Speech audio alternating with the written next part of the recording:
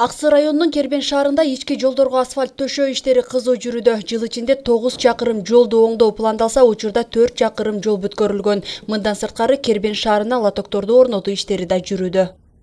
Борбордуу көчөлөрдү кеңейтүү максатында кеңейтилип дагы асфальт алып жатат. Бүгүнкү күндө аба ырайы тескин өзгөрбөй, суук түшпөй турса, жалпы 9 километр тең бүткөнгө аракет болот. Ал эми шаар ичинде кызыл сызыктан өтүп кеткен курулуштар жылдырылып, жөө адамдар өтүүчү жолдорду куруу жумуштары да жанданган. Атап айтканда, каланын Ниязалы, Достук, Токтогул жана Токоев көчөлөрүндө тротуар курулган. Мындай иш-аракеттер жашоочуларды кубандырууда.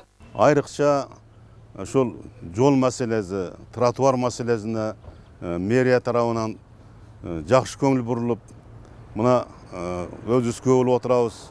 Мына Актоо айылындагы чоң борбордук көчөдөгү тротуардын курулушу бул жакшы нерселердин алдына чыга турган бир жакшы болду. Себеби дегенде ушул чоң жол менен Мамбетов атындагы мектептин окуучулары ушул жол менен каттап, мындан мурда ошол жол кырсыктар болуп турган.